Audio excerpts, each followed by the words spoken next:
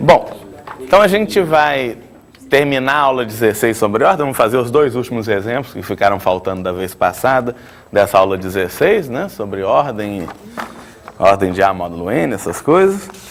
E vamos fazer a aula 17 depois, que é uma aula de revisão e aprofundamento, né? Bom,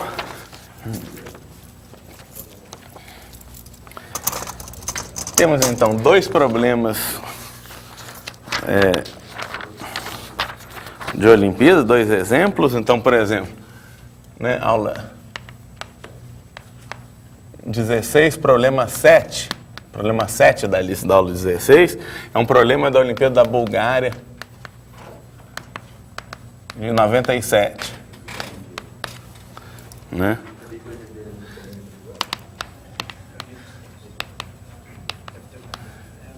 Todos os pares, ou todos os inteiros MN maiores ou iguais a 2, né? Todos os pares de inteiros MN, ambos maiores ou iguais a 2, tais que 1 mais M elevado a 3 elevado a N mais M elevado a 2 vezes 3 elevado a N, tudo isso sobre N é inteiro. Quer dizer, tais que N divide 1 mais M elevado a 3 elevado a N mais M elevado a 2 vezes 3 elevado a N, né? Muito bem. Então, a primeira observação é que para N igual a 2 não vai dar certo, né? Porque Então, primeiro vamos olhar os casos pequenos. N igual a 2, N igual a 3. Depois a gente vai fazer uma coisa um pouco mais geral. N igual a 2 quer dizer que o numerador é par. Mas a gente tem dois casos. Se o M for ímpar, ou se N for par, se M for par, então 1 mais M a 3 a N mais M a 2 vezes 3 a N é ímpar. Por quê? Porque isso aqui é par, e você está somando 1. Então é 1 mais um número par, portanto é um número ímpar. E se M for ímpar também. 1 mais, por outra razão, né? Também é ímpar. E aí não dá, o N nunca divide o numerador. Por que isso é ímpar? Porque se M é ímpar, M elevado a qualquer coisa é ímpar.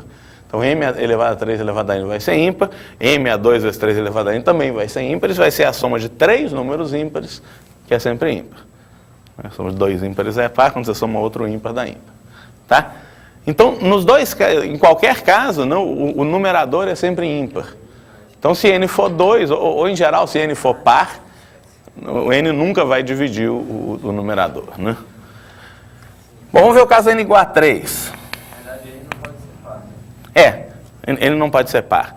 Mas a gente vai ver que o N, no fim a gente vai ver que o N não pode ser nada maior que 3. Então a gente vai... Então isso vai ser suficiente para a gente. A gente está olhando para os... Mas você tem toda a razão, o N não pode ser par. Mas N pode ser 3. N pode ser 3 e de fato o M vai ser... Se o M for congruente a 1 módulo 3 dá certo, né? Vamos lá. Mas vamos olhar para as possibilidades do M módulo 3, né? Se M é 0 módulo 3, quer dizer, se 3 divide M, esse numerador, né? Tudo isso aqui vai ser múltiplo de 3. Exceto 1. Então isso aqui vai ser múltiplo de 3, isso aqui é múltiplo de 3, isso dá 1 módulo 3. E aí não dá certo. Aí o denominador é 3, né? O numerador, nesse caso, não vai ser múltiplo de 3 e não dá certo. Se M for 1 módulo 3, dá certo. Módulo 3.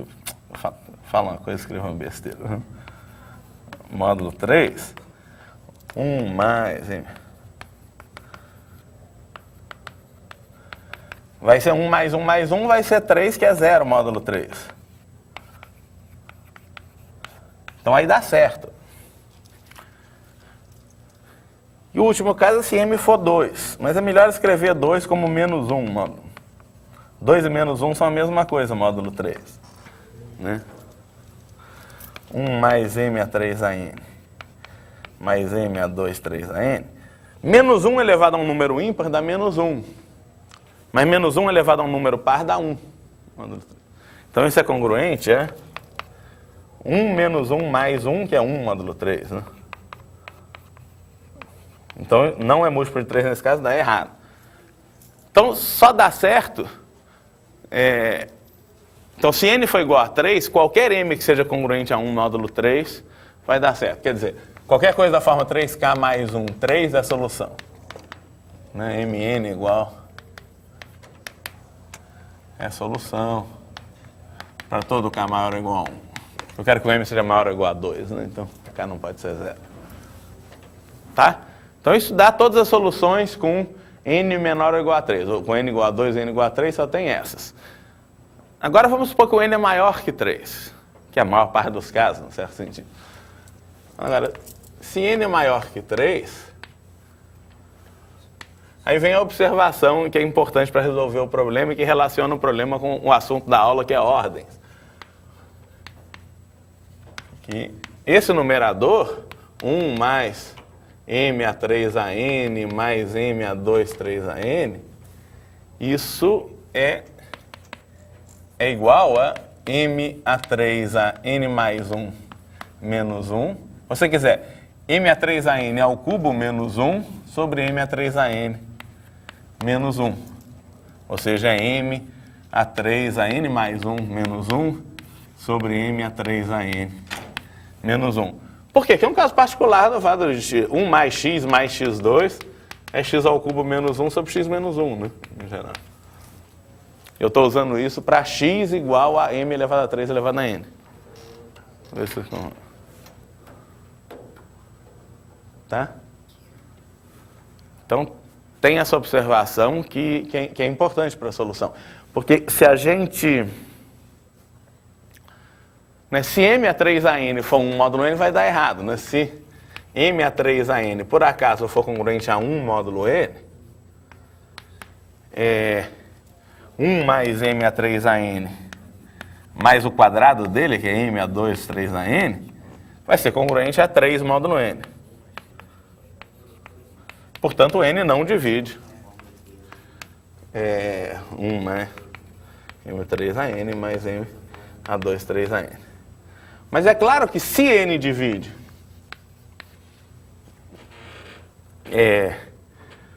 1 mais m a 3an mais m a 2 3an, tá, então a gente viu que m a 3an não pode ser 1 módulo n. Mas eu vou ver que o m a 3an mais 1 tem que ser 1 módulo n. O n tem que dividir m a 3an mais 1 menos 1. Porque isso é um divisor disso, né? Isso é isso dividido por isso. Quer dizer, esse cara aqui, 1 mais m a 3an mais m a 2 3an, é um divisor de m a 3an mais 1 menos 1. Certo? Então, se n é um divisor disso, n é um divisor desse numerador aqui também. Tá? Ou seja, m a 3an mais 1 vai ser 1 módulo n. Então, se você tem uma solução com n maior que 3, m a 3an não pode ser 1 módulo n, porque senão a gente teria um absurdo. Né? Mas m a 3an mais 1 é 1 módulo n. Assim, se existe solução com n maior que 3, o m a 3an não pode ser 1 módulo n, mas n a 3a m, né? A 3a n mais 1 vai ser 1 módulo n.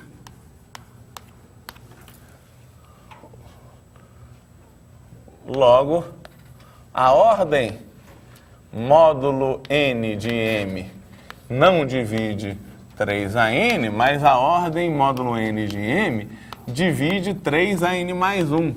E, portanto, a ordem módulo n de m tem que ser igual a 3an mais 1.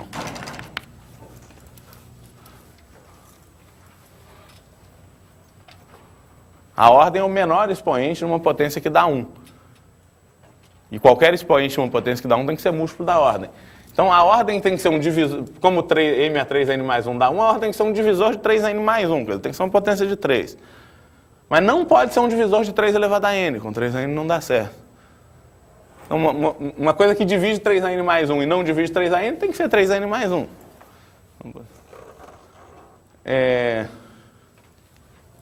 Mas a ordem de qualquer coisa, módulo n de qualquer coisa, divide φ de n. Então, a ordem módulo n de m é menor ou igual a φ de n, que é menor que n. Φ de n é o número de caras primos com n. Ou seja, 3 elevado a n mais 1, que é a ordem módulo n de m, é menor que n. Quer dizer, mas 3 a n mais 1 é menor que n é absurdo, né? Não é para qualquer n, até para qualquer n maior ou igual a 0, né? Isso já é falso, quer dizer, 3n mais 1 já é maior que n para n igual a 1, digamos, ou igual a 0. Tá bom, Aí quando você passa de n para n mais 1, aqui você soma 1, aqui você multiplica por 3, aí fica pior ainda, né? Então claramente isso aqui é falso para todo n maior ou igual a 0, então não dá, isso é um absurdo, então não tem solução, né? Assim todas as soluções são essas, né?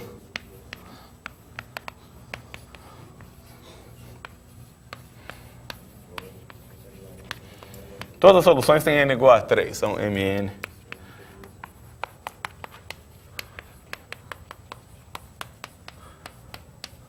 Né? Legal. Então saiu esse problema. Vou fazer outro, deixa eu escrever o enunciado.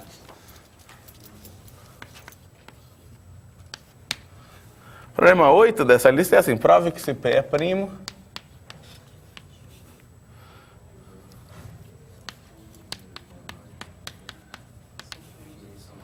então PAP menos 1 tem algum fator primo congruente a 1 módulo P.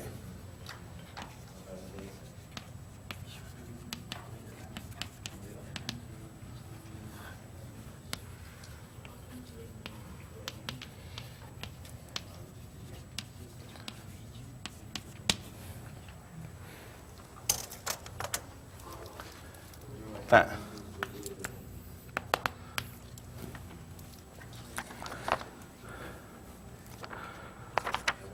Bom. Então, a gente tem esse número, PAP menos 1. A solução é construir uma coisa que tem um pouco a ver com frações desse tipo. A gente quer achar números que são fatores primos de PAP menos 1, mas que não são divisores de P menos 1. Então, considere o número n, que é um divisor de PAP menos 1. É PAP menos 1 sobre P menos 1.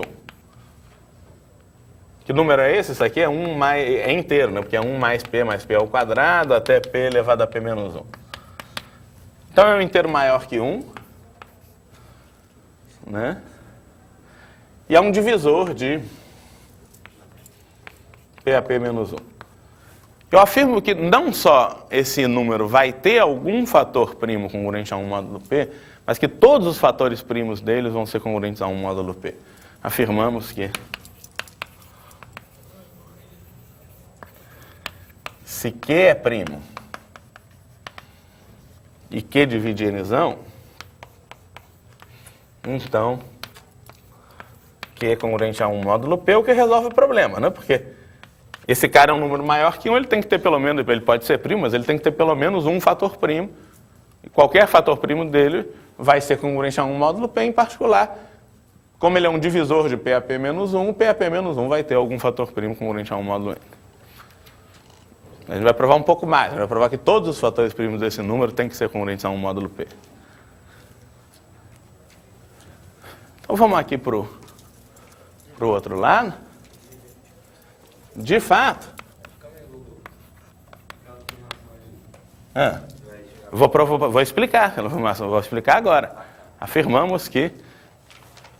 Então, afirmamos agora, assim, de fato, eu vou provar a afirmação. De fato, se Q divide N... Bom, N divide PAP menos 1, né? PAP é congruente a 1 módulo Q em particular.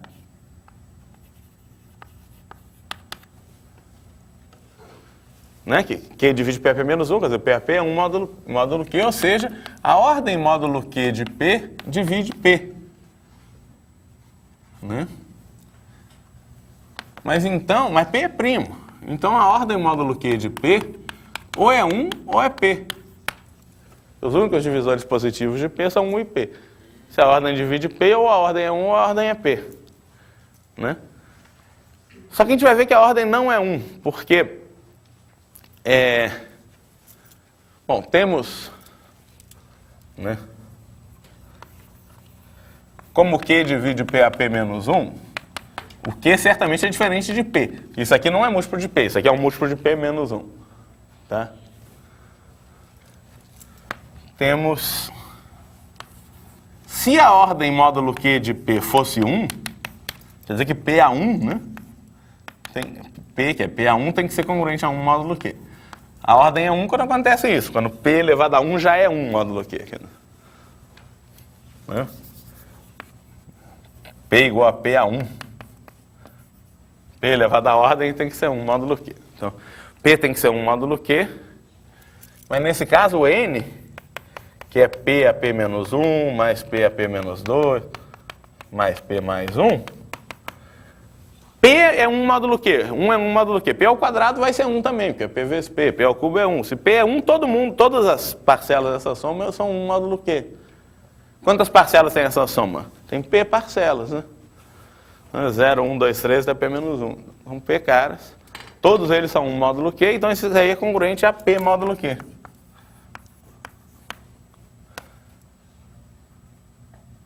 Mas P não é 0 módulo Q. Porque P e Q são primos distintos. Como Q não divide P, Q não divide N, é absurdo. Então acabou. Eu mostrei que um fator primo de N, de Nzão, não pode ser congruente a 1 módulo P. Porque o Nzão seria congruente a P módulo esse primo. E P não é 0 módulo Q, quer dizer, Q não divide P, porque são primos distintos, como a gente observou. Ou seja, esse fator primo Q do Nzão não pode ser 1 módulo P, quer dizer, a ordem de P módulo Q não pode ser 1, então tem que ser P. Portanto, a ordem módulo Q de P não pode ser 1, então é P, porque só pode ser 1 ou P. Mas isso, a ordem módulo qualquer, módulo N de A, sempre divide φ de N. Então, nesse caso, divide φ de Q. Só que Q é primo. Quanto é que é φ de Q? É Q menos 1. Então, P divide Q menos 1, ou seja, Q é congruente a 1. Módulo P, que é o que a gente queria provar. Então, qualquer fator primo Q de N tem que ser 1 módulo P. Eu peguei aquela passagem ali, ó. Como Q não divide P, Q não divide N, absurdo. Não entendeu, absurdo. Q é por escolha, Q é um fator primo de N. Certo. Se eu concluir que Q não divide N, eu tenho um absurdo. E ele não divide N porque ele não divide P, e N é congruente a P módulo Q. Como Q divide N, o P tinha que ser 0 módulo Q, quer dizer, o Q tinha que ser um divisor de P, mas não é.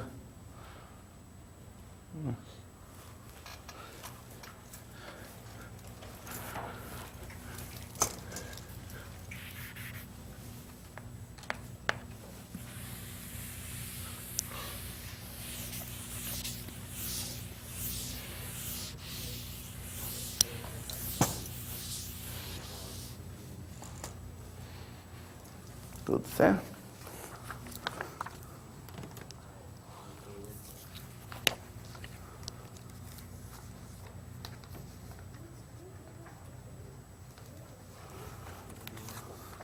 Então vamos falar, se ganhar essa aula de revisão e aprofundamento, né? Vamos falar, que é basicamente uma lista de problemas.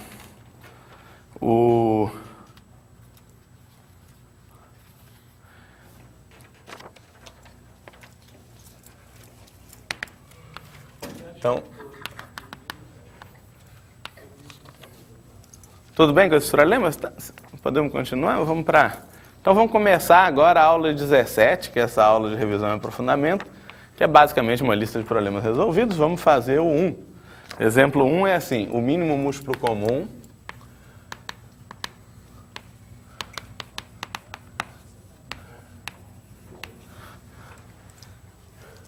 dos inteiros A, B, C, D é igual a mais B mais C mais D.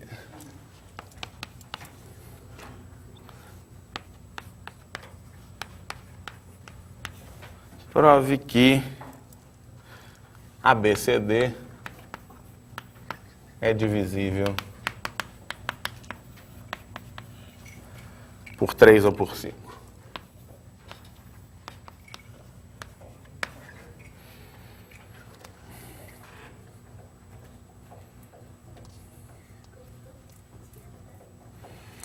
Muito bem.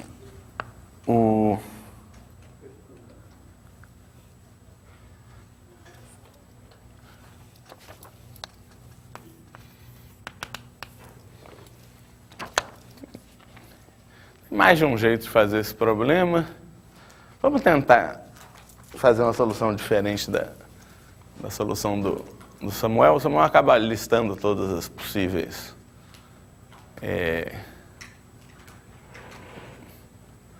se bem que o negócio do Samuel é interessante, que ele acaba achando basicamente todas as soluções disso, né? O que tem que acontecer para o A mais B mais C mais D ser múltiplo ao mesmo tempo de A, de B, de C e de D? Você vai ter que ter, existem...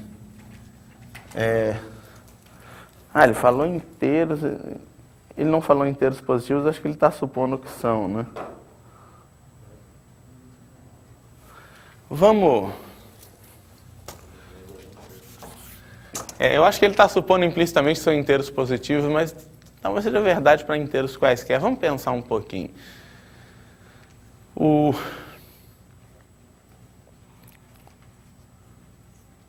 Mas se tiver algum negativo, acho que é mais fácil ainda, mas vamos lá.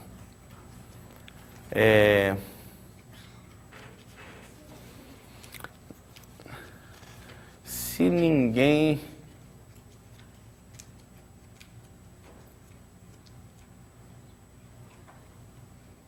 Assim, vamos tentar achar todas as soluções, né? Existem x, y, z, w inteiros com A mais B mais C mais D AX, por outro lado, como é múltiplo de B, também vai ser BY, também vai ser C, Z, também vai ser DW.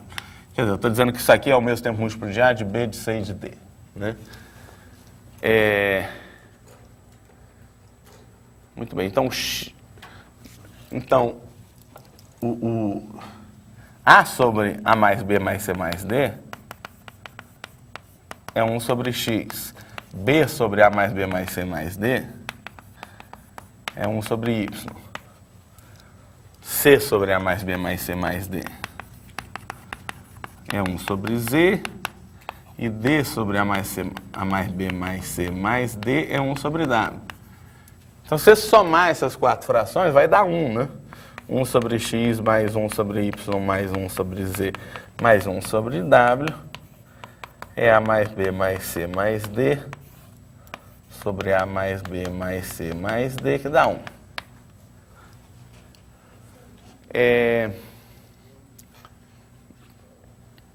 Isso acaba mostrando que algum deles, então, é no máximo... Né, se eles são... Né, alguma dessas frações tem que ser... Quer dizer, tem que ter, algum desses caras tem que ser um inteiro menor ou igual a 4, quer dizer...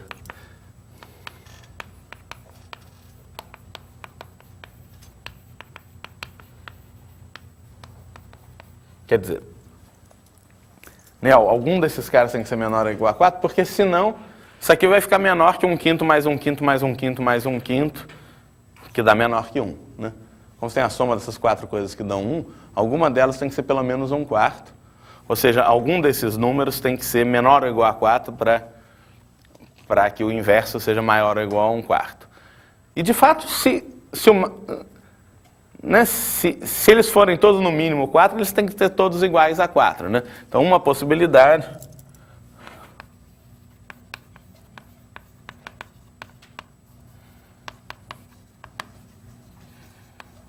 seria que x igual a y igual a z igual a w igual a 4. Mas essa possibilidade não dá muito certo, porque nesse caso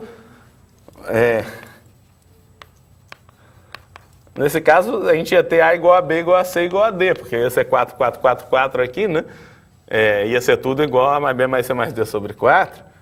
Mas ele está dizendo que esse cara é o MMC, né? E o MMC de A, B, C, D ia ser igual a... Bom, como são todos iguais, ia ser igual ao A, que é diferente de A mais B mais C mais D, né? Não é porque é tudo igual, isso aqui é 4A, isso é A, só seriam iguais se o A fosse 0, e aí não faz sentido falar em mínimo múltiplo comum. Não? Então, quer dizer, nesse caso, ser tudo igual a 4 não dá. Mas se não é tudo igual a 4, pelo menos um deles tem que ser menor ou igual a 3.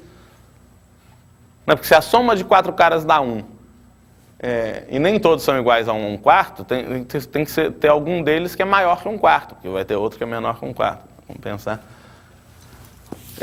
Então tem que ter algum dessas parcelas tem que ser maior que 1/4, ou seja, algum desses números tem que ser positivo e menor ou igual a 3. Né?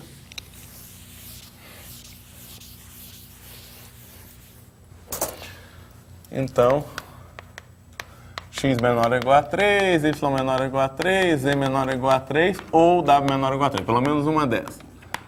Vamos supor w menor ou igual a 3. Então você vai ter 3 possibilidades para o W, né? É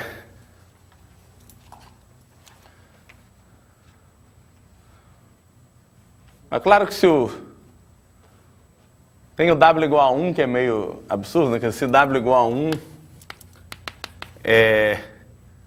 o MMC de ABCD vai ser A mais B mais C mais D, que é DW, que é D, porque eu estou supondo que o W é 1. Então, o D ia ser múltiplo de todo mundo. Bom, isso dá certo, quer dizer, a gente tem que supor que os caras são inteiros positivos, né? Que senão eu acho que a gente consegue contra-exemplo. Por exemplo, o D poderia ser... deixa eu arrumar um bom exemplo. Podia ser 8, por exemplo. Então, deixa eu arrumar um exemplo que mostra que com caras só inteiros esse negócio pode dar errado. Você pode fazer D igual a 8. Não, mas aí o A mais B mais tem que ser a soma... Não, A mais C é 0, acho que vai dar certo. A igual a menos 2, B igual a C igual a 1. Então tem esses 4 números inteiros. Menos 2, 1, 1 e 8. Qual que é o MMC deles? É 8. 8 é múltiplo de todo mundo. Né? E qual que é a soma de todo mundo? É 8, porque menos 2 mais 1 dá 0. E o MMC e a BCD, nesse caso, dá menos 16, não é múltiplo nem de 3, nem de 5. Então isso aqui é contra-exemplo, então tem que botar positivos. Né? Senão é falso, em geral. Mas nesse caso é óbvio que se são positivos, isso é absurdo, porque o A mais B mais C está dando 0. Né? Tá?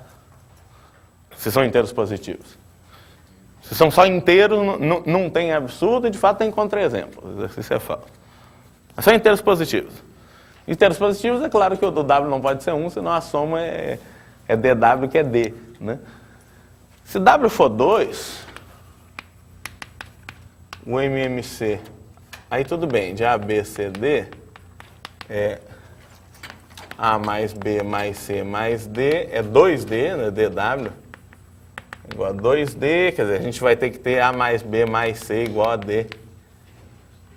E a gente tem que continuar. Mas olhando para esse XYZW, alternativamente, você vai ter que 1 sobre x mais 1 sobre y mais 1 sobre z é 1 menos 1 sobre w, ou seja, é 1 menos meio, que é meio. Então a soma dá meio, né? A soma desses três caras é meio. Na média eles dão 1/6. Algum deles tem que ser menor ou igual a 6. Quer dizer,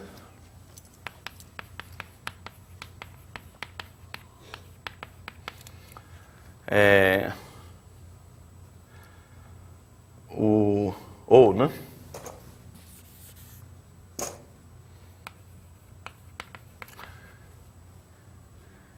Eu vou supor, como a soma dos três está dando meio, né? Por outro lado, eles têm que ser todos maiores que 2, né? X maior que 2, Y maior que 2 e Z maior que 2. Porque se algum for 2 ou menos, o inverso já dá meio, e aí a soma dos outros teria que dar 0, negativo, não dá. Isso aqui é tudo positivo, né? Então é tudo maior que 2, pelo menos um deles é menor ou igual a 6. Vamos supor que o Z é menor ou igual a 6. Suponhamos, porque senão você troca a ordem. Z menor ou igual a 6. Então Z igual a 3, Z igual a 4, Z igual a 5 ou Z igual a 6. Se Z for 3 ou 6, o A mais B mais C mais D, que é o MMC, né? Que é um divisor de ABCD em particular, ele é CZ, que é múltiplo de 3. É uma das conclusões que eu fico satisfeito, né? Então, em particular, o ABCD divisível por 3.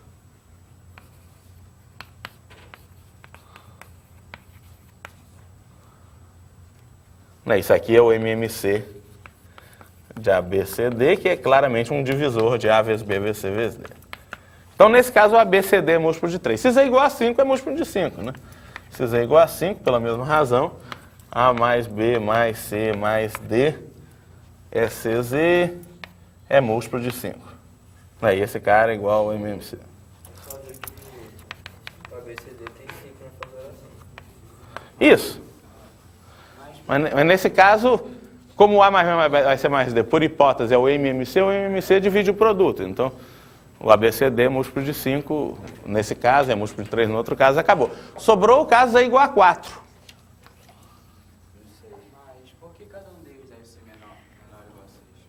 Não, pelo menos um deles é menor ou igual a 6. Estou supondo que é o Z, porque se não for o Z, eu troco a ordem deles, porque é tudo simétrico, né?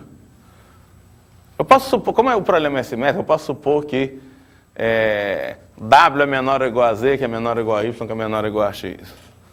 Ou se você quiser que A é menor ou igual a B, que é menor ou igual a C, é menor ou igual a D. Tanto faz com o produto aí, né? Não tem nenhuma perda de generalidade.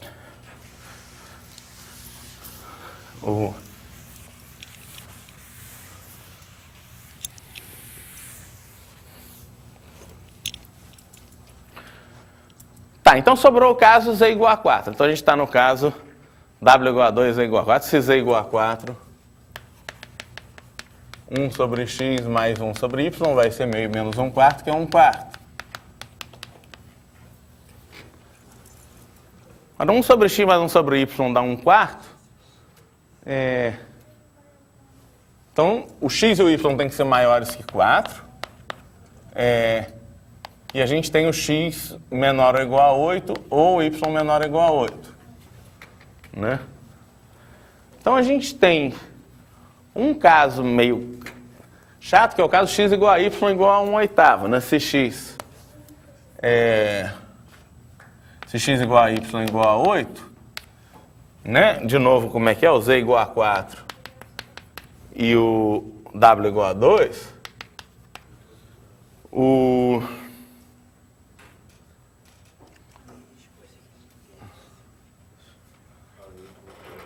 nesse caso, o MMC não está dando, quer dizer, então, você teria o seguinte, MMC de ABCD igual a 8A, igual a 8B, igual a 4C, igual a 2D. Mas então, você ia ter que o D igual a 2C, D igual a 4A e D igual a 4B. Quer dizer, o D é múltiplo de A, B e C. e, portanto, o MMC tinha que ser D, né? Absurdo. Nesse caso, você tem uma solução para aquela equação, mas não é. Bom, tem o caso... Eu estou supondo que o x é grande, o y é pequeno, né? Então, vamos supor que Bom, se o y for 7, por exemplo, vamos supor que o y, então, é menor que 8. Se o y for igual a 8, o x tem que ser 8 também, né? Que o y é menor que 8. Se o y for 7, não dá certo, né? 1 sobre x vai ser 1/4 menos 1/7, que é 3 sobre 28. E aí não dá inteiro, 28 terços não é inteiro, então x não é inteiro. Se y for 6, 1 sobre x vai ser 1/4 menos 1/6, e aí vai dar certo. Isso aqui, o MMC é 12, isso aqui é 1 sobre 12, é 3 sobre 12 menos 2 sobre 12, é 1 sobre 12, x igual a 12, mas nesse caso o cara é múltiplo de 3, né? Quer dizer, o A mais B mais C mais D é AX, ou seja, é 12A, que é múltiplo de 3. Se o y for 5, aí, aqui eu já podia ter, eu nem precisava ter calculado o x, desculpa, vai dar certo, quer dizer, 1 sobre x vai dar 1 sobre 20, mas o A mais B mais C mais D quanto é que é BY, é múltiplo de 5. Professor, não seria mais fácil fatorar? Fatorar quem? 1 sobre x mais 1 sobre y. Mas como que fatora 1 sobre x mais 1 sobre y? Não fatora. É isso mesmo, é só deixar ele sobre o mesmo denominador. Você diz igualar os denominadores, mas fica x mais y sobre xy. Fica mais complicado, eu acho. Não, eu faço xy, por exemplo, é igual a 1/4. Aqui, por exemplo, 1 sobre x mais 1 sobre y igual a 1/4. Sim, dá pra... dá pra resolver mais rápido, sim. É que são poucos casos, meio que tanto faz, mas dá pra escrever x mais y igual a... 4x mais y igual a xy, e aí achar o y em função de x, você diz? Então, y é 4x sobre x menos 4, coisa assim? Não era isso. Mas isso de fato dá certo. Isso aqui é 4 mais 16 sobre x menos 4. Quer dizer, x menos 4 tem que ser um divisor de 16. E aí, por exemplo, você já vê que o 7 não dá certo. 6 e o 5 dá certo. Bom, mas já acabaram todos os casos, na verdade, né? Mas eu não sei se eu entendi o que você está sugerindo, se não foi isso. Você iguala os denominadores, porque x mais y sobre xy é igual a 1/4, mas e aí? Isso não quer dizer que o x mais y é 1 e o xy é 4, né? Que pode ser que o x mais y seja 4 e o xy seja 16, por exemplo. Então, continua tendo um monte de casos. Não, olha, você está sugerindo igualar os denominadores. Vou fazer x mais y sobre xy igual a 1/4. Não, mas como é que continua?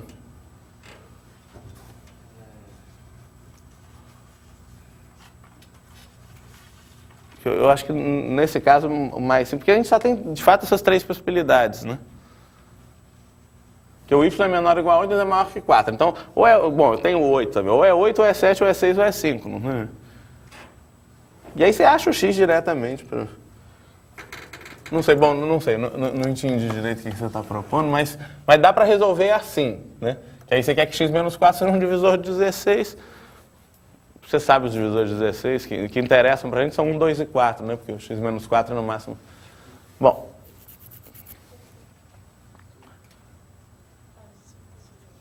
Não, interessam todos, né? Tem 1, 2, 4, 8 e 16. Cada um dá uma solução. Mas aqui, né, nos dois casos em que você tem soluções, a soma, quer dizer, o MMC é múltiplo de 3 ou de 5, e, portanto, o produto também é múltiplo de 3 ou de 5. Mas isso era o caso W igual a 2, né? Caso W igual a 2, então acabou. Tem o caso...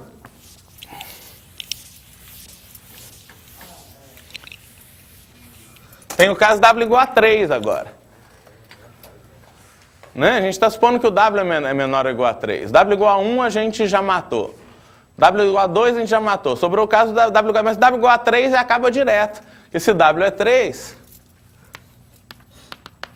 A mais B mais C mais D é DW, que é 3D, é múltiplo de 3.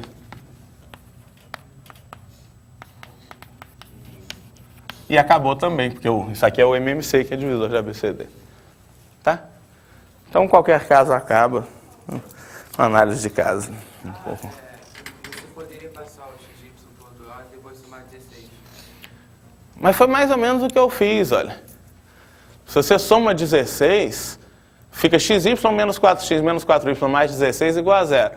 Ou seja, y menos 4 vezes x menos 4 é igual a 16. É equivalente ao que eu escrevi aqui. Não, você não precisa colocar uma função do outro. Você pode, então, somar 16 e já fatorar... Não, ó, xy menos 4x menos 4y mais 16 igual a 0. Fatora, fica x menos 4, y menos 4. Você disse... Não, soma igual... não é igual a 0, é igual a 16. É igual a 16, desculpe. Pronto. Igual a 16. Isso é equivalente ao que eu escrevi aqui, né? Y menos 4 é igual a 16 sobre x menos 4. Mas ele pode escrever assim também. Então, você tem todos os divisores de 16, tem que considerar. O x menos 4 tem que ser um divisor de 16. Então, ou é 1, ou é 2, ou é 4, ou é 8, ou é 16. Aí tem um monte de casos. Né? É uma análise parecida. Mas é mais ou menos equivalente ao que eu fiz lá. Quer dizer, o x menos 4 tem que ser um divisor de 16 e tem as possibilidades para o y. Mas dá mais ou menos no mesmo isso. Então, acho que o trabalho final é equivalente. Tá bom, mas dá certo sim. Não tem mais de um jeito de resolver isso. Né? Muito bem, vamos para o próximo. Exemplo 2. Deixa eu apagar aqui a primeira coluna.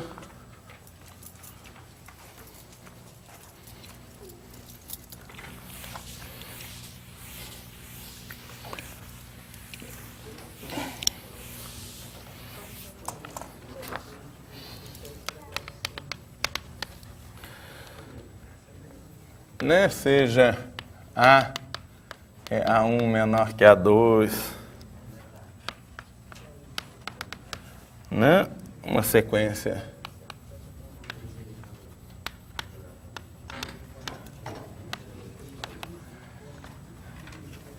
crescente de inteiros positivos.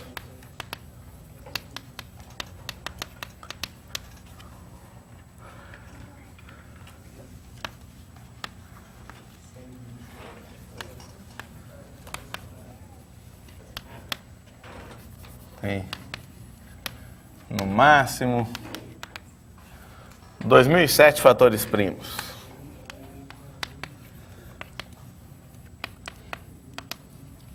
Contando a multiplicidade.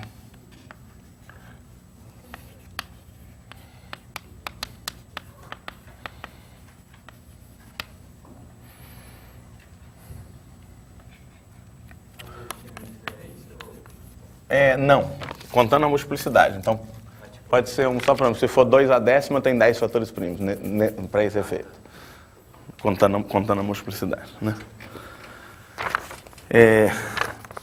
Prove que existe B contido em A, infinito, tal que se você tem x e y em B quaisquer, né, tal que o MDC de dois elementos é sempre o mesmo, tal que existe um D natural com a seguinte propriedade. Né, existe B e existe D natural, se quiser, tal que para quaisquer x e y em B, com x diferente de y, o MDC de x e y é sempre igual a D. Quer dizer, existe um conjunto infinito de elementos do A, tal que o MDC de dois elementos quaisquer é sempre o mesmo. Não depende de quais elementos a gente está escolhendo.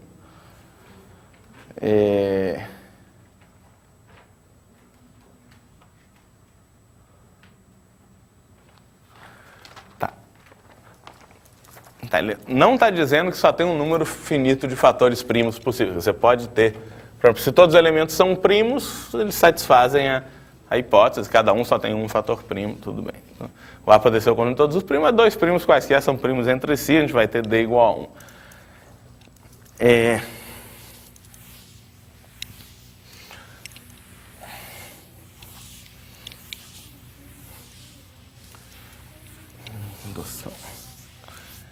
Então, é claro que esse 2007 pode ser qualquer inteiro positivo. 2007 não tem nada especial. Então, eu vou generalizar o exercício, que é uma coisa que vai ajudar a gente vai provar isso para qualquer R, né? Cada termo em que, digamos, existe R natural, tal que cada termo tem no máximo R fatores primos. O exercício é o caso R igual a 2007. Tá, então, fazendo um problema um pouco mais geral. Você tem esse R, que é o número de fatores primos. Cada termo tem no máximo R fator R, pode ser 2007, pode ser 1 milhão, pode ser 2, pode ser 1. Então, a solução vai ser indução em R.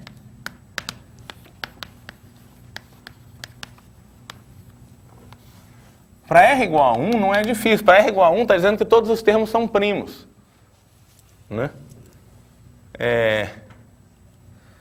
Se Azinho em A, então, ou A é 1 ou A é primo. Não é porque você tem no máximo um fator primo contando com a multiplicidade. O cara que só tem um fator primo é primo, né? Contando com a multiplicidade. Né? 4 só tem um fator primo que é 2, mas com multiplicidade 2. Então, para efeito desse enunciado, 4 tem 2 fatores primos. Então, são todos primos, então. Se você tem A, você pode fazer B igual a A. Você tem dois caras quaisquer em B, diferentes, né? Então, o MDC é 1. Então, aí é fácil. Você pode fazer B igual a A. Nesse caso, o MDC de dois elementos quaisquer é sempre 1. Né? Então, para R igual a 1 tá certo, eu vou supor agora que R é maior que 1. E vou tentar reduzir ao caso R menos 1. Então, temos dois casos. O primeiro caso é quando existe P', tal que P divide infinitos elementos de A. Quer dizer, o conjunto atil dos A em A, tais que P divide A, é infinito. E a gente pode definir a partir do conjunto atil um outro conjunto A', que é simplesmente o conjunto dos Azinho dividido por P, onde o A está em atil. Quer dizer, eu pego todos os elementos que são múltiplos de P, eu estou supondo nesse caso que tem infinitos elementos que são múltiplos de P, né? Pego só os elementos que são múltiplos de P e divido todos por P. Como os elementos do conjunto A tinham no máximo R fatores primos, os elementos de A' tem no máximo R menos 1 fatores primos. Que eu dividi os elementos de A por P. Eu já tirei um fator primo deles, sobram no máximo R menos 1. E para R menos 1 a gente tem a hipótese de indução. Por hipótese de indução,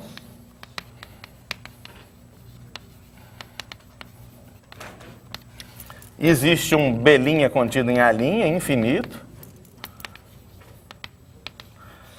E um D' natural, tal que se o x e o y estão em B', x diferente de y, então o MDC é sempre D'.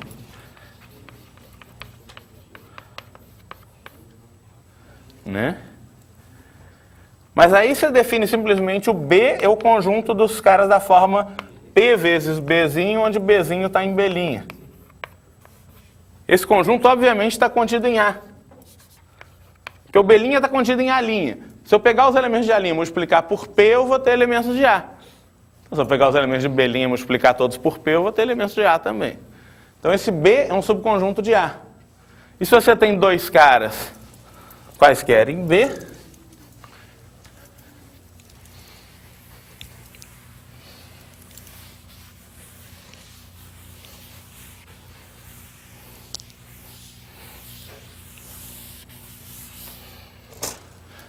x-til e y-til, digamos, em B, então o x-til tem que ser da forma px, o y-til é da forma py, com x e y em B', né? Então, se o x-til é diferente de y-til, então o x é diferente de y, então o MDC deles, como eles estão em B', tem que ser D', né? Então, dois caras diferentes em B', o MDC é D'. Ou seja, o MDC de x-til e y-til é o MDC de px, py, que é P vezes o MDC de x e y. O meu x e y é D', isso aqui é P vezes D'. Então é só definir D igual a P vezes D' e acabou, né? Acabou esse caso. Ou seja, para esse valor de D, que é P vezes D', quaisquer dois elementos distintos de B, que é um subconjunto infinito de A, vão ter MDC igual a D, que é o que a gente queria. Né? Então isso resolve por indução o primeiro caso, que é o caso em que existe algum primo que divide infinitos caras de A.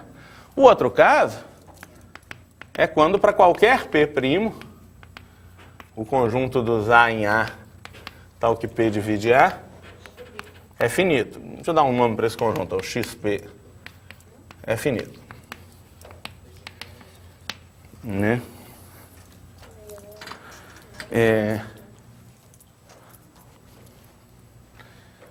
Então aí a gente consegue resolver o problema do seguinte jeito. Aqui a gente não vai precisar de indução, a gente vai usar o fato de que cada elemento de A tem no máximo R fatores primos. Então, vamos construir indutivamente elementos A1 menor que A2, menor que A3, etc., de A, indutivamente, né? Recursivamente, com MDC de AI e AJ sempre igual a 1 para todo I menor que J. Então, nesse caso, eu vou resolver o problema com D igual a 1. Eu vou mostrar que eu vou conseguir infinitos elementos de A, todos primos entre si 2 a 2. Tá? Suponha que seja... Eu vou encontrar um por um, né? Tome A1 qualquer, né? Por exemplo, o menor elemento de A, qualquer coisa. Suponha dados...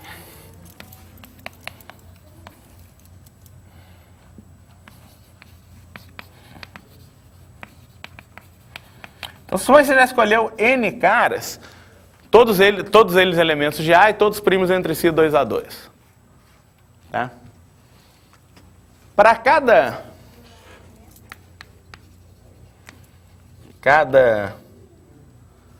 sei lá, S menor, né? Para cada S menor ou igual a N, seja,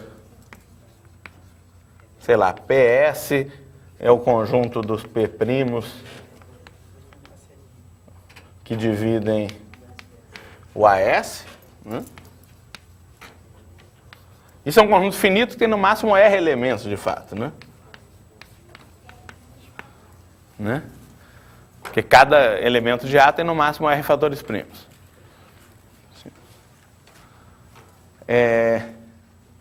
E para cada... Né, e seja... Então, a união... né? Então, você pode considerar o conjunto C. O que vai ser o C? C vai ser a união para P em PS. Ou se você quiser... O que eu fiz? Eu fiz para cada S menor ou igual a N. Eu posso fazer CS, é a união para P em PS do XP.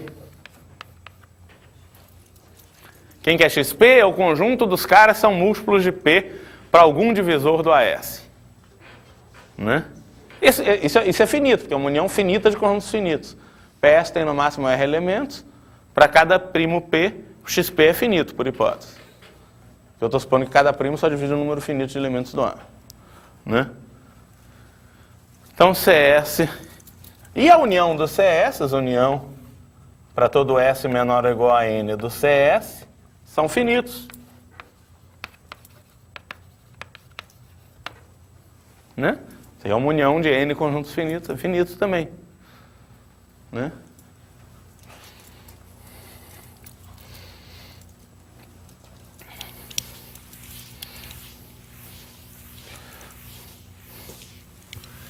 Né? Então aí é só escolher a N mais 1 é o menor elemento de A, que é maior que o AN, digamos, para ficar crescente, e não pertence à união para S menor ou igual a N de CS. O A é um conjunto infinito, né? Essa união do CS vai ser um conjunto de A's ruins. Por que são ruins? Porque um elemento do CS, ele não é primo com o AS. Dá uma olhada, se o cara é um elemento do CS, ele está em algum XP para algum P em PS. O que é PS? PS é o conjunto dos fatores primos de AS. Então vai ter algum primo que divide AS, e se um cara está em XP, ele é um elemento de A que é múltiplo de P. Então tanto esse elemento do XP quanto o AS vão ser múltiplos de P. Então eles não vão ser primos entre si, o MDC não vai ser 1. O único jeito do MDC não ser 1, entre o AS e algum elemento Azinho de A, é existir algum primo P, tal que o P divide AS e P divide A. Quer dizer, existir algum P em PS, tal que o Azinho está no XP. Só que eu estou jogando fora todos os XP para P em PS. Esse é o CS, é um conjunto que eu vou jogar fora. E eu vou jogar fora todos os conjuntos CS para S variando entre 1 e N. Então eu estou jogando fora todos os números que tem algum fator primo, que é fator primo de algum dos AJ que eu já escolhi, que são só um número finito. E mesmo assim só tem um número finito de caras que eu estou jogando fora. Como o A é infinito, vão sobrar infinitos elementos do A. Então eu pego o menor elemento do A que sobrou, que é maior que o AN. Então, ele não tem nenhuma chance de ter fator primo comum com nenhum dos AS com S entre 1 e N. Né? Então o MDC de AS a N mais 1 é 1 para todo S menor ou igual a N. E assim eu vou escolhendo um por um, cada cara que eu escolho é primo com todos os que eu escolhi antes. Então, depois de escolher infinitos caras recursivamente, eu vou ter um conjunto infinito, onde todo mundo é primo com todo mundo. Isso resolve o problema. É?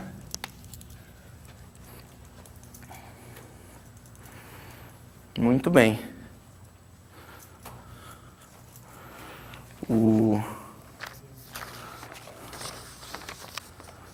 Exemplo 3, vamos lá. Acho que dá para fazer mais um, basicamente. Depois a gente continua na outra aula.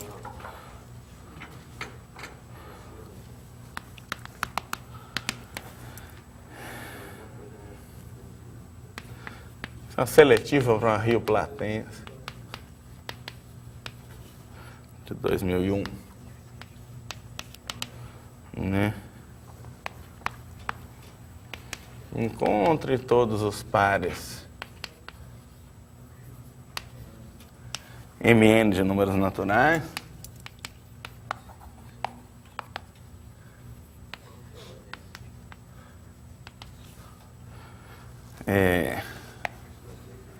um M menor que N, tais que N divide M2 mais 1 e M divide N2 mais 1. Né? Então, Mn são inteiros positivos, né? Porque esse M2 mais 1 e N2 mais 1 são positivos e 0 não pode dividir nenhum número positivo. Então, Mn são maiores ou iguais a 1.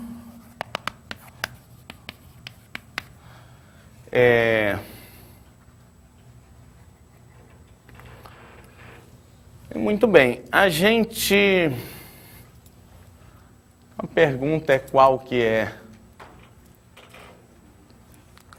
é maior, né? Se você...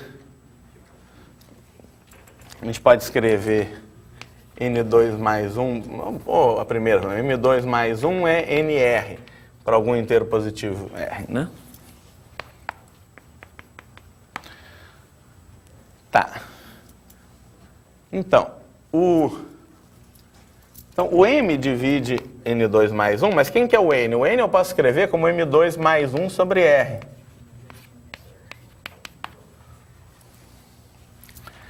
Isso a gente pode igualar os denominadores, né? Isso aqui é M2 mais 1 ao quadrado, mais R2 sobre R2, né?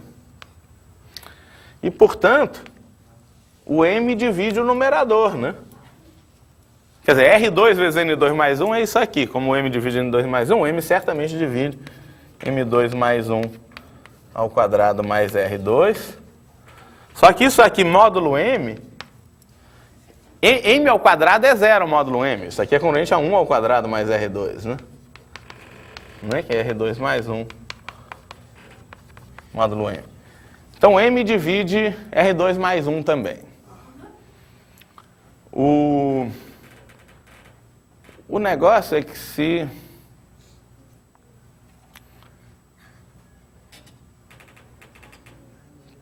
Tá. Bom, e o R divide, por outro lado, né? Obviamente, o R divide M2 mais 1. Então, qual é a conclusão? Você vai ter esse par MR que vai satisfazer as mesmas propriedades que o MN. O M divide R2 mais 1, o R divide M2 mais 1. Né? Como o papel do M e o N são simétricos, né? Botou supondo o M menor que N, né? Se o M é menor que N,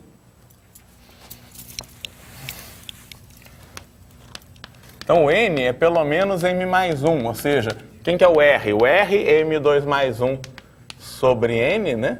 Isso daqui é menor ou igual a M2 mais 1 sobre M mais 1. Né? E isso é menor que o... isso é menor ou igual ao M, pelo menos, né? De fato é menor que M, né? Não é porque fica equivalente a 1 menor que M, a menos...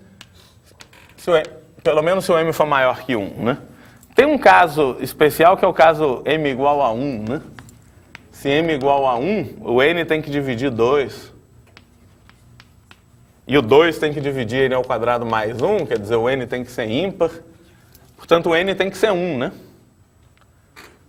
O N tem que ser ímpar, 2 divide N ao quadrado mais 1. Ímpar divide 2 é 1, então o N é 1, que é igual ao M absurdo. No início, se você tem uma solução não trivial disso, o M não pode ser 1. Porque se o M for 1, o N teria que ser 1 também. Eu estou supondo que o M é menor que N. Tá? Então, no início, o M é maior que 1, portanto, o M2 mais 1 sobre M mais 1 é menor que M. Né? Então, você vai ter o par. A ideia é que você tem uma solução, que é o par MN.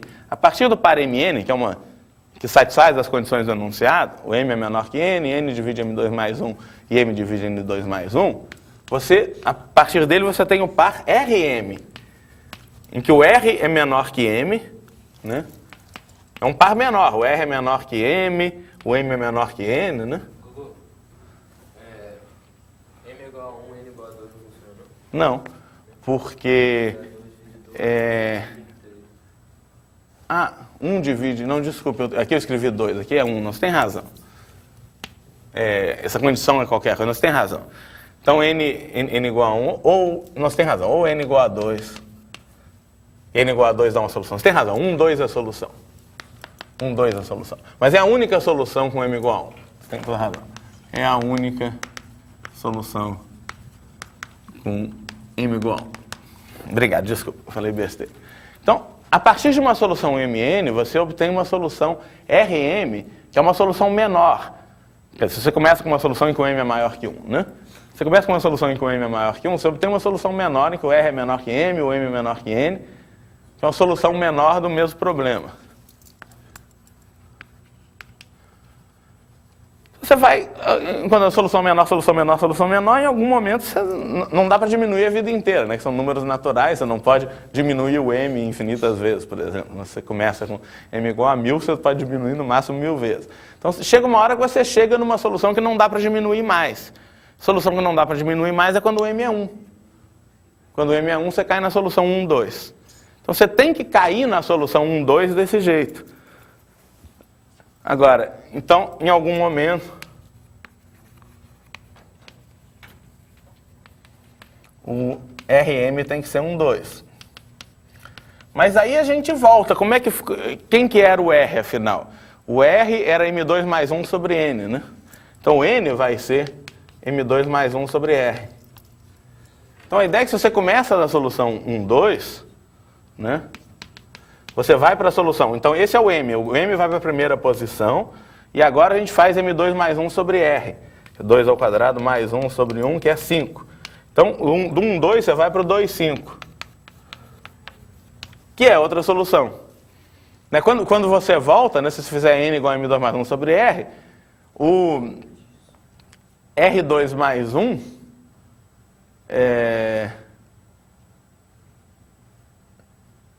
Como é que a gente está? Você tem... Bom, o M2 mais 1... Desculpe, o R divide M2 mais 1, então esse cara dá inteiro. O N divide M2 mais 1, porque é M2 mais 1 dividido por R. O M divide N2 mais 1, porque se você olha módulo M, né? Por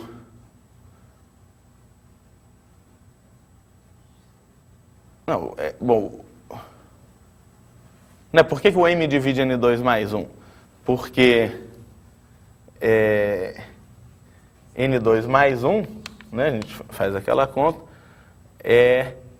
o M é primo com R, naturalmente, que o R divide M2 mais 1, N2 mais 1 é inteiro para começar, e é o tal M2 mais 1, 2 mais R2 sobre R2.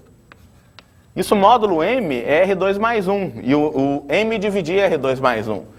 Então, o M divide o numerador, o M é primo com o denominador, então o M divide a razão. Quer dizer, o M vai dividir N2 mais 1, porque o M divide R2 mais 1. Então, você pode ir e voltar, quer dizer, se tem uma solução... Então, quando você faz esse processo, né, você troca... Então, deixa eu ir fazendo a lista... Cadê? O que eu estou dizendo é que esse negócio vai ter infinitas soluções. Você começa no 1, 2 e vai voltando. Como é que volta? Você começa com Rm, né?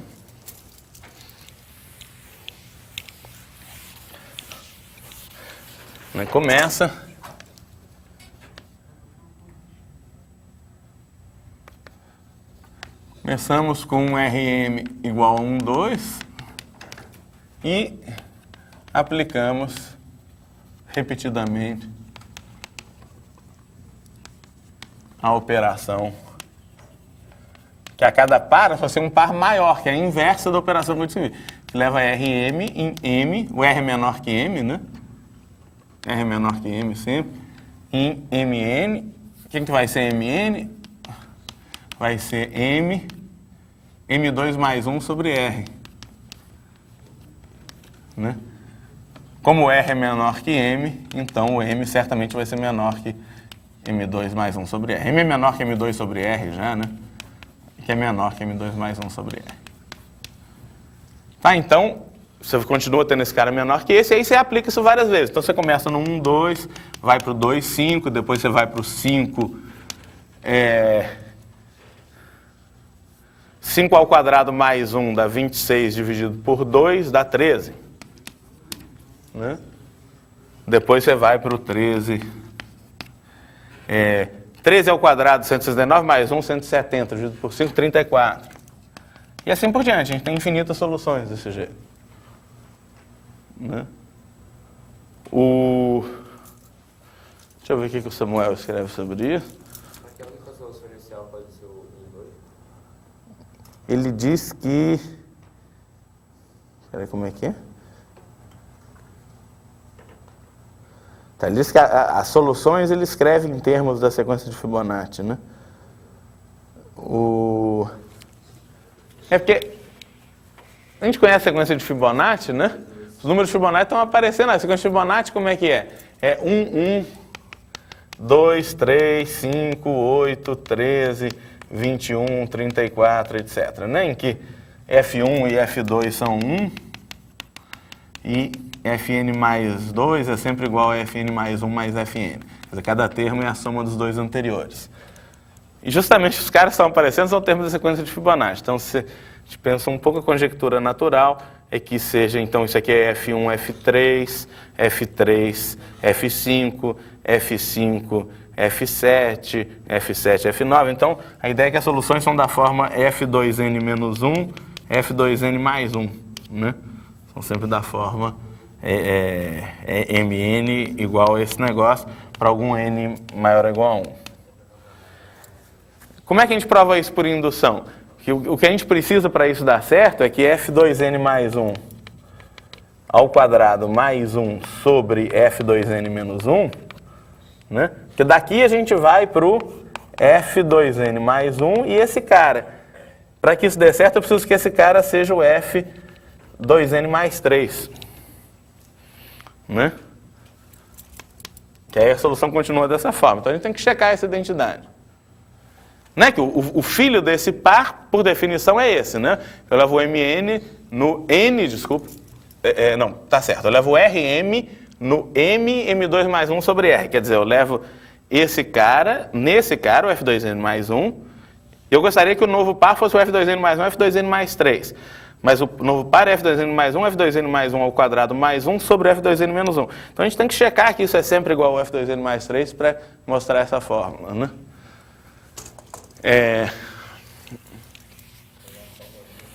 Isso não é tão complicado assim. Então, queremos provar essa identidade que está escrita lá, que é F2n mais 3,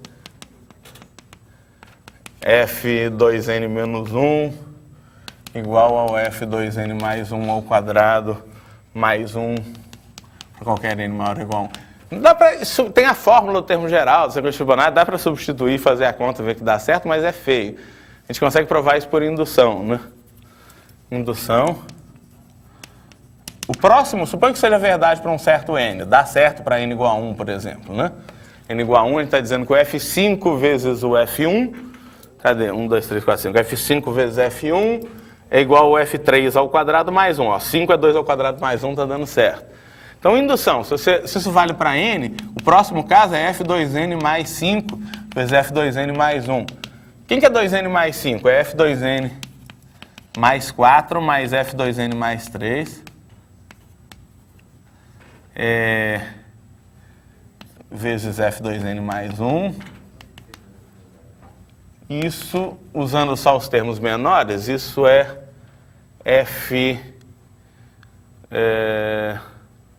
F2n mais 4 é o F2n mais 3 mais F2n mais 2. Então isso aqui é 2F2n mais 3 mais porque tem esse, né? Mais F2n mais 2, F2n mais 1.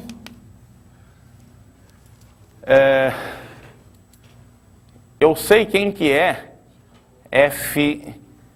Por outro lado, o F2n mais 1 dá para escrever em termos de caras menores. Então, como é que é? Eu gostaria que isso é equivalente. Espera, deixa eu...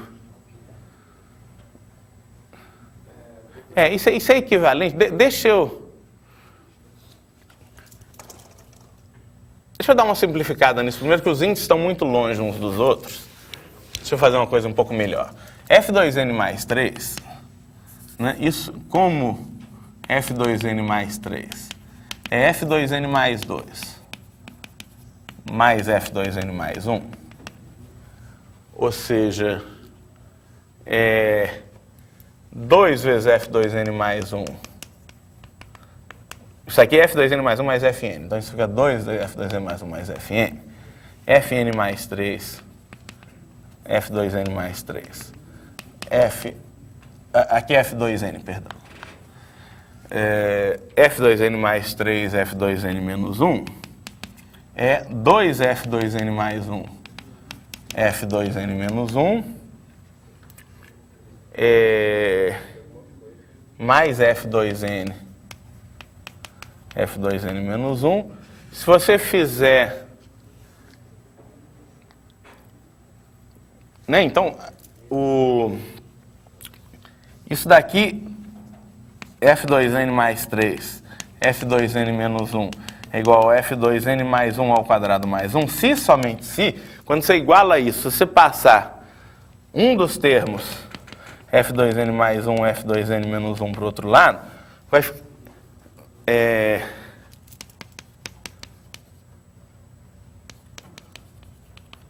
isso vai dar F2N mais 1, F2N mais 1 menos F2N menos 1,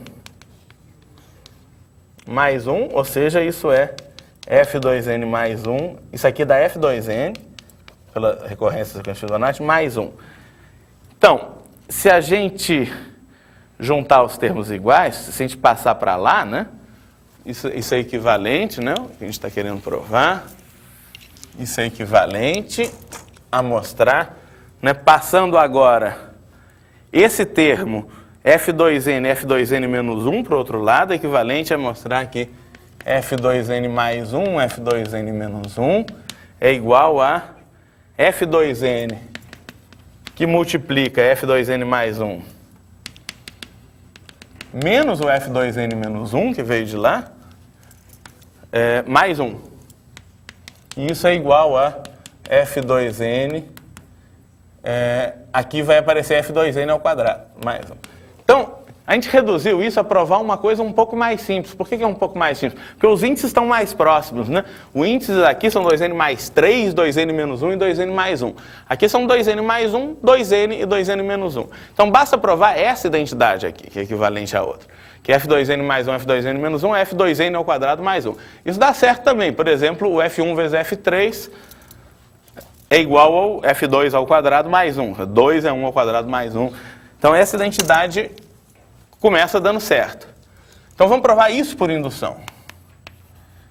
Como a gente viu, n igual a 1 dá certo. E agora vai ser mais fácil passar n para n mais 1. Para n mais 1, a gente quer saber quanto é que é F2N mais 3, F2N menos 1. Isso é F2N mais 2 mais F2N mais 1. Não, F2N mais F2N mais 1, perdão. F2N mais 2 mais F2N mais 1, F2N mais 1, ou seja, vai ser 2F2N mais 1 mais F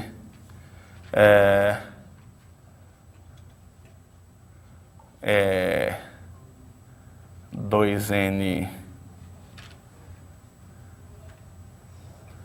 Bom, deixa eu escrever lá o que eu quero que isso seja, né? Eu quero que isso seja F2N mais 2 ao quadrado mais 1. Isso é equivalente... Aqui eu tenho F2N mais 2 vezes F2N mais 1. Aqui eu tenho F2N mais 2 ao quadrado. Então é F2N mais 1 ao quadrado igual a F2N mais 2, F2N mais 2 menos F2N mais 1, mais 1. E isso é igual a F2N mais 2. Aqui essa diferença dá F2N mais 1. Então eu tenho uma identidade parecida com a anterior, só que em vez de aparecer o quadrado de um par, aparece o quadrado do ímpar. Eu tenho F2N, eu tenho uma identidade com o F2N mais 1 ao quadrado igual a F2N mais 2, F2N mais 1. Aqui a gente pode fazer a mesma coisa trocando F2N mais 2 por F2N mais 1 mais F2N, F2N mais 1. Então, olhando para isso, né, isso é equivalente, a gente pode agora botar o F2N mais 1 em evidência. Fica F2N mais 1 desse quadrado menos o F2N. E eu quero saber se isso é igual a F2N ao quadrado mais 1. Só que isso aqui quem que é F2N mais 1 menos F2N? É o F2N menos 1. Então isso fica F2N mais 1 vezes F2N menos 1 igual a F2N ao quadrado mais 1, que é exatamente a identidade anterior. Então, por hipótese de indução, isso dá certo. Quer dizer, isso daqui é verdade por hipótese de indução, não estou supondo que isso é verdade. Isso implica essa identidade aqui, que é f2n mais 1 ao quadrado, f2n mais 2, f2n mais 1. E isso aqui implica que f2n mais 3, f2n mais 1, igual a f2n mais 2 ao quadrado mais 1, que é justamente o próximo nível dessa identidade, que como a gente viu é equivalente a essa daqui. Então isso é verdade sempre. Outro jeito é substituir a fórmula e ver que dá certo. É uma conta finita, né? Então um pouquinho de trabalho, mas que funciona. Então tem essa caracterização bonitinha, mais ou menos, de todos os pares Mn. Então a resposta é que é essa daqui, né? Que os pares Mn possíveis são todos os pares da forma f2n menos 1, f2n mais 1, onde fk é o késimo termo da sequência de Fibonacci. E tá bom por hoje, né? Então achamos todos os pares em termos da sequência de Fibonacci, né? Então tem infinitos, não é que tenha só um infinito. Sobraram alguns exemplos, pelo menos 3, que a gente resolve na aula que vem. Então por hoje tá bom, porque agora temos simulado de geometria. Simulado. E depois do simulado tem intervalinho. Mas agora a gente já... Claro que do jeito que o Samuel escreveu ficou mais curto, porque ele já tirou a resposta do bolso do colégio. Vamos provar que dá o Fibonacci. Eu não sei de um jeito um pouco mais. Tudo bem, eu entendi que funciona o Fibonacci, mas...